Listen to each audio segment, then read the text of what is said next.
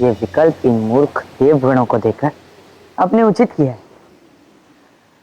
अब ये अमृत हम इनसे छीन लेंगे। इससे पहले कि ये अमृत कलश असुरों के हाथों लगे, हम ये अमृत कलश उनसे छीन लेंगे। इसलिए तैयार रहो।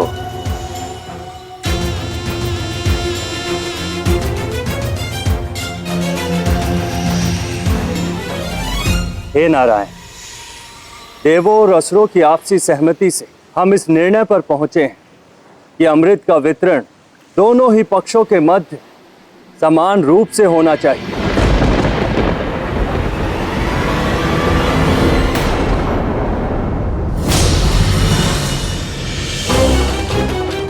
नारायण,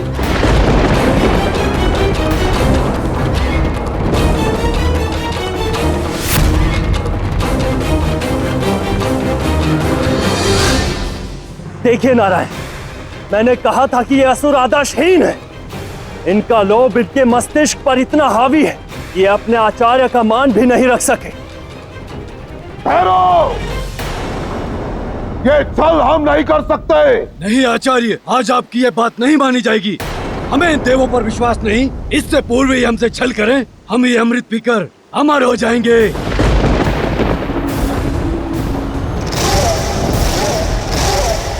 बस बहुत हुआ।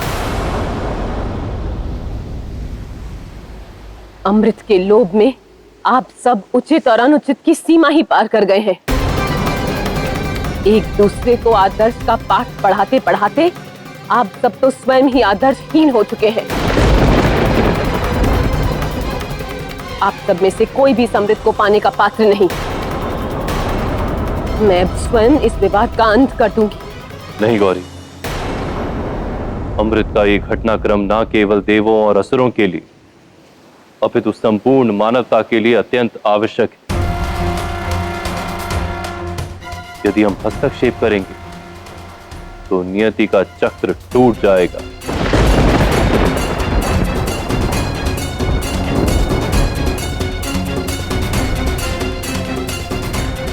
हे नारायण, असुरों के इस कपट को आप प्रत्यक्ष देख रहे हैं। आपको न्याय करना ही होगा, आपको हमारी सहायता करनी ही होगी।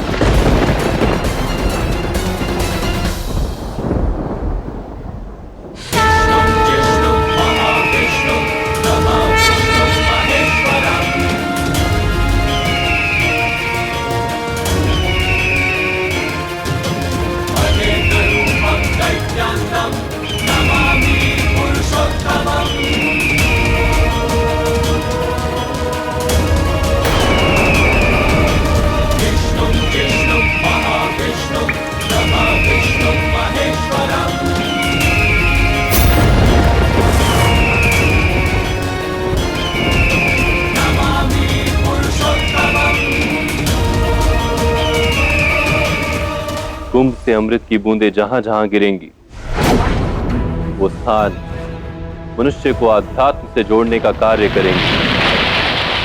और वो सभी स्थान कुंभ भूमि के नाम से जाने जाएंगे। भूमि के नाम से जाने जाएंगे। भूमि के नाम से जाने जाएंगे। आने वाले समय में पृथ्वी पर दुष्टता में वृद्धि होगी और ये स्थान पृथ्वी पर शुभ और अशुभ में संतुलन बनाने का कार्य करेंगे और साथ ही मनुष्य के चित्त को पाप से मुक्त करके शुद्ध करेंगे।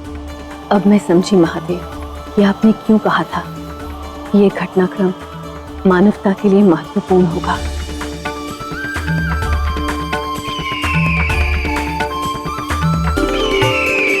बस कुछ ही देर में गरुड़ राज अमृत कलश के साथ लौटते ही होंगे। उसके पश्चात तुम असुरों को अमृत चखना तो दूर, देखने को भी नहीं मिलेगा, क्योंकि तुमने छल किया है।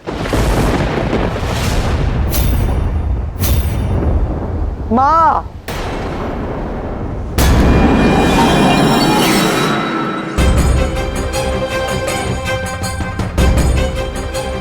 हाथों की पांचों उंगलियां समान नहीं होती।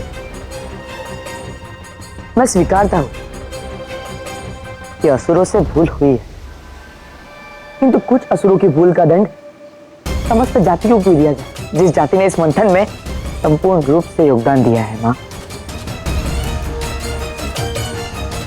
असुरों के साथ सदैव वही पक्षपात होता आ रहा है, किंतु इस बार ये अन्याय होने से आपको रोकना होगा माँ। जन्म होते ही आपने मेरा त्याग कर दिया। आज जीवन में आपके प्रेम के लिए तरसता रहा, और जब नियति ने आपको मुझसे मिलाया तब आपने प्रशिक्षण के बहाने मुझे स्वयं से दूर कर दिया। क्या आप अपने पुत्र के साथ कभी न्याय नहीं करेंगी माँ?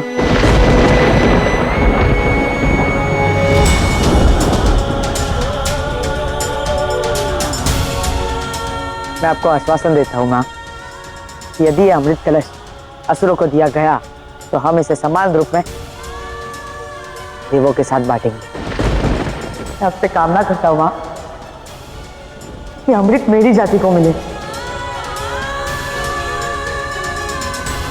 मुझे वरदान दीजिए माँ, वरदान दीजिए।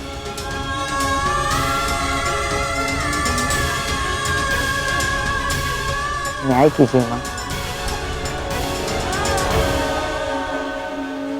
नहीं माता, ऐसा मत कर। अंधक आपको भ्रमित कर रहा है।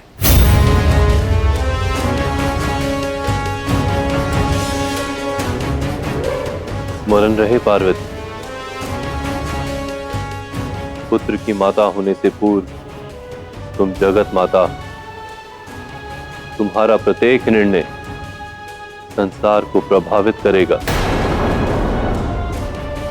हाँ बहन, अपने मातृत्व को अपनी जगत माता के रूप पर हावी ना होने दो।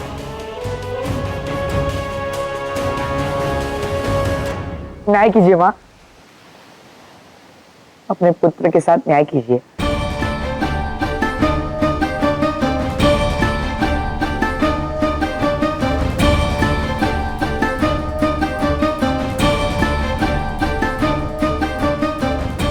मैंने निर्णय ले लिया है।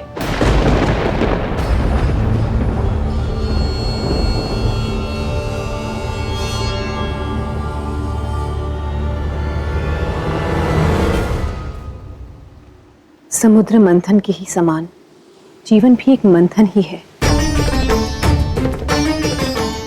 क्योंकि विष रूपी लोभ, स्वार्थ, ईर्ष्या और अमृत रूपी ज्ञान व्यक्ति के भीतर ही समाहित होता है। जब व्यक्ति कर्म फल की चिंता किए बिना लक्ष्य की ओर एकाग्र होकर सत्कर्म करता है, तभी उसे अमृत प्राप्त होता है।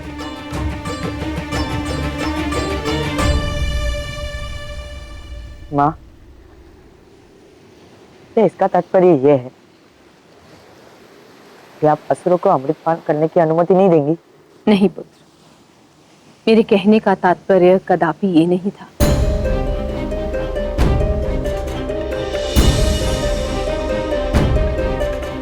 मेरे पुत्र ने जीवन में पहली बार अपनी माता से कोई कामना की है, इसलिए मैं उसे निराश नहीं कर सकती।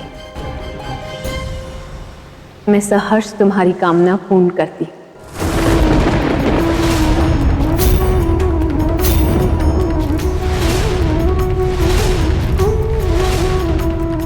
तुम्हारी जाति को अमृत मिले, ऐसा मेरा आशीर्वाद है।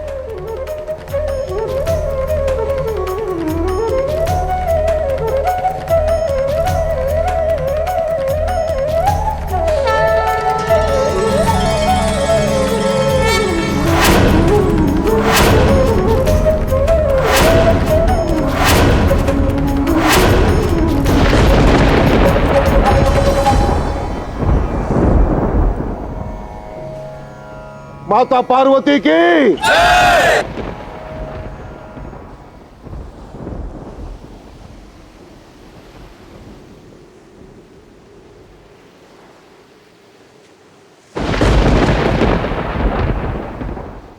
आपने आशीर्वाद देकर हम असुर को धन्य कर दिया।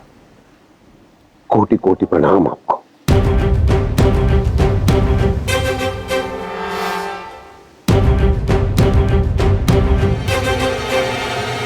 इंद्रदेव,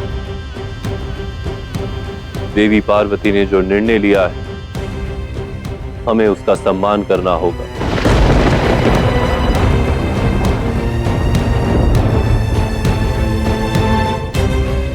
मैं आपके शब्दों का अर्थ समझ रहा हूं महादेव। निश्चिंत रहिए, पार्वती का आशीर्वाद अवश्य फलित होगा।